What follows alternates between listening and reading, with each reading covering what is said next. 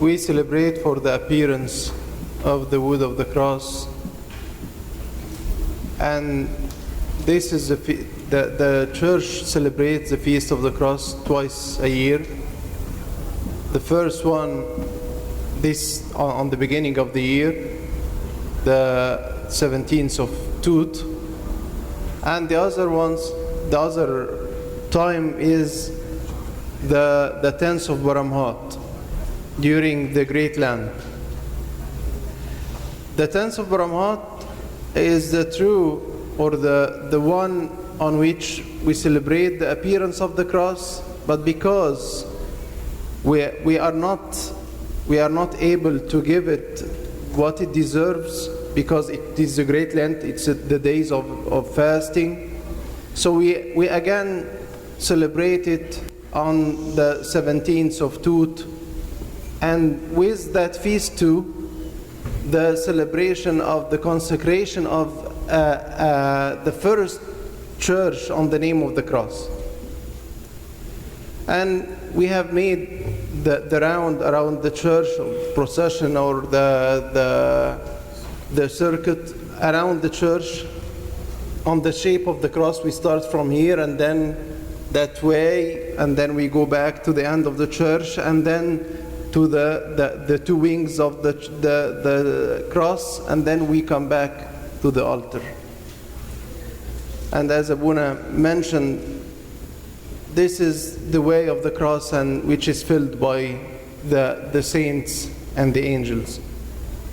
But what the meaning of the cross in our lives? We should ask ourselves first, what is the cross? The cross is the cross on which our Lord Jesus Christ has been crucified on it for our salvation. We understand that. But when Jesus said,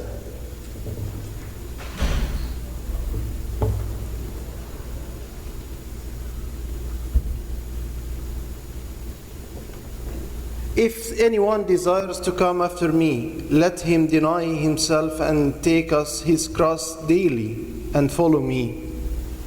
When he said that, then the cross has a certain meaning in Jesus' mind. What would it be, that meaning that he wants us to follow? What did he mean by the cross when he said these words? If anyone wants to follow me, he should deny himself, and let him deny himself and take up his cross daily. Take up his cross daily. What was in Jesus' mind when he said these words? I think if we want to take up our cross daily, our cross, my personal cross daily, I think it means to be obedient to God's commandment. Because if we went back to what the cross for Jesus himself, we found it on the words of St. Paul on the epistle to the Philippians. He said, "And being found in appearance as a man, he humbled himself and became obedient to the point of death, even the death of the cross." Being obedient to the point of death, even the death of the cross. So the cross is obedience. How can I be obedient? I should follow God's commandment.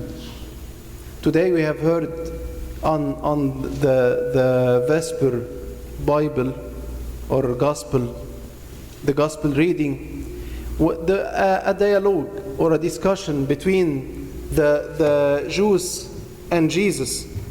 He said to them,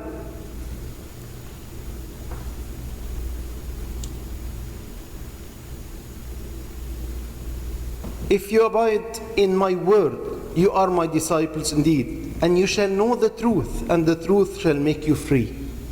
The truth shall make you free. Because apart from God, we are servants for the sin. We are all committing sin.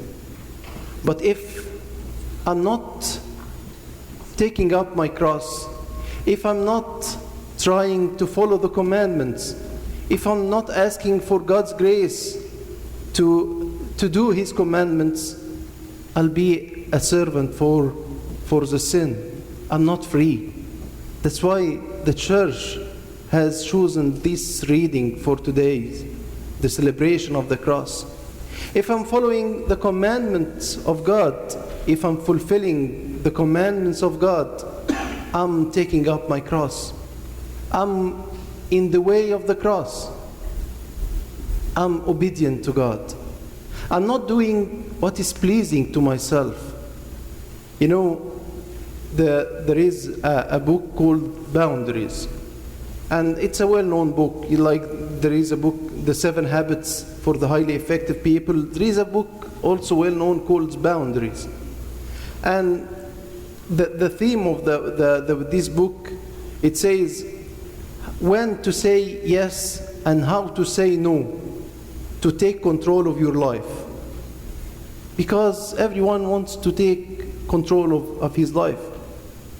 And maybe there is good thoughts on such book, but it's talking about my rights, the boundaries that I should put to others, not to take control of my life, and the boundaries for myself, for my relaxation, for my relief.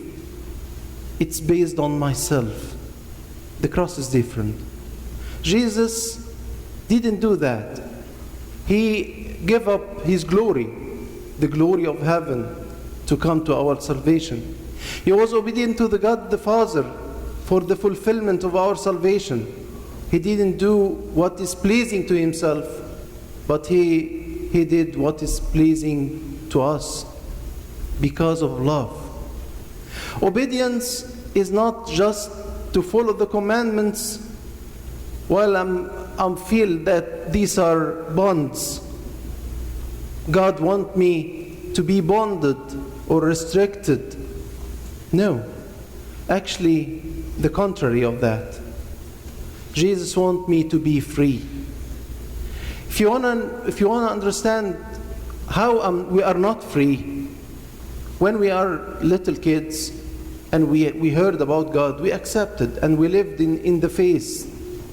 We lived it simply. The more we are grown up, we start to think and ask questions and have desires.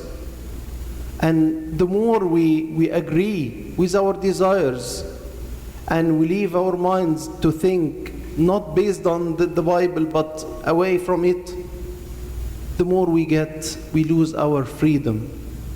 On the way, St. Paul talked on the Romans chapter 7, when he said, "For what I'm doing, I do not understand. For what I will to do, that I do not practice. But what I hate, that I do. What I want to do, I'm not able to do. And I'm doing what I hate to do." Is that the contrary of freedom?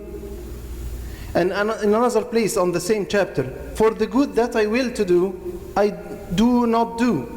But the evil I will not to do, that I practice." Isn't it the contrary of freedom? Isn't it being a servant?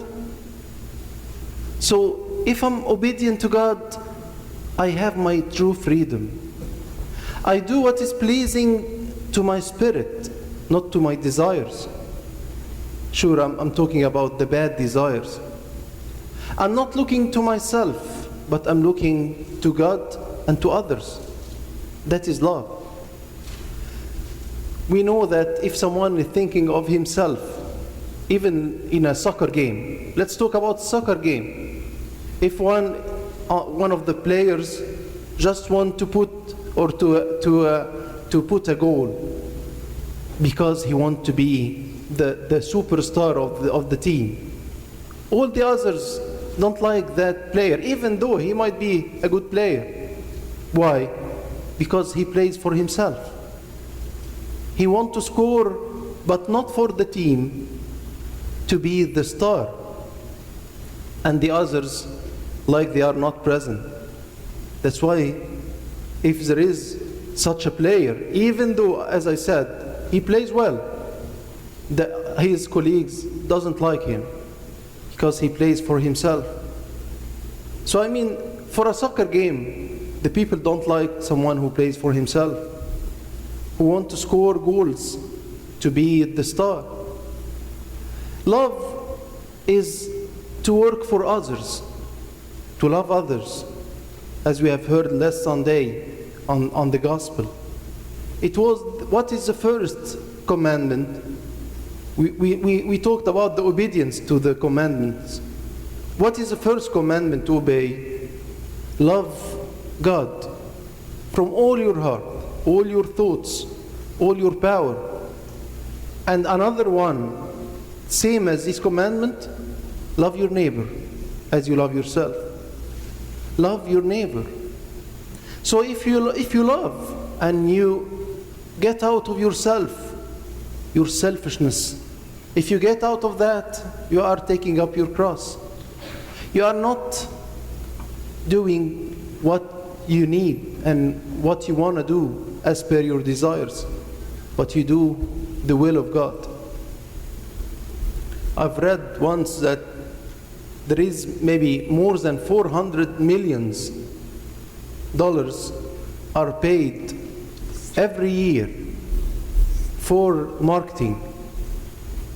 They are saying each and every dollars of these 400 millions is spent to make you unsatisfied, to make you dissatisfied, to make you looking for other things for yourself.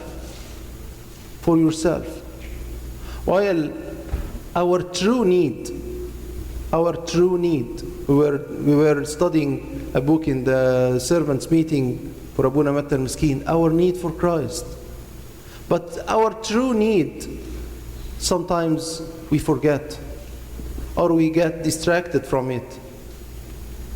We get distracted from our true need, which is Jesus Christ. If we took up our cross, then we will only seek this true need, which is our Lord, the crucified God, for our salvation. So the cross, to take up our cross, is to be obedient to God. I mean, sometimes some people say, I cannot fast because I cannot give up the cup of coffee in the morning, first thing in the morning. I've heard it many times. I cannot give up a cup of coffee. It's stronger than me. I'm not free. I'm not able to give it up. A cup of coffee. That's why I cannot fast. That's a simple justification for not fasting. It's just a small example. Maybe someone, to justify not giving up the cup of coffee, he might say, but Jesus or God is not waiting just to give up a cup of coffee. Yeah, he's not.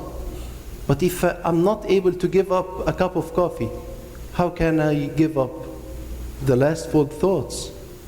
How can I give up the bad desires? How can I give up the hatred? How can I give up the feelings of resentment? How can I give up not to forgive others, especially if they have humiliated me or something like that? How can I go through these commandments if I'm not able to give up my I'm tired, so I cannot stand for praying. Even though for my work and my studies, I can put a lot of efforts. I think you know how many of you are suffering in their work, and how much effort they are putting to have their job or to keep their jobs. So why we are not doing that for our spiritual life? This is taking up the cross. This is what Jesus put it as a condition to follow Him. To follow Him. If we need to follow Christ, we should take up our cross daily. Daily. So that's how we live the cross, to put His commandments. To see how much He loved us. So we love Him, but not just by words. Because it's easy to answer the question, do you love God? Yes, we love Him. But whoever loves God, he is doing and following His commandments. Through the blessings of this day, we ask our God to give us the strength to fulfill His commandments and to take up our cross, and glory be to God forever. Amen.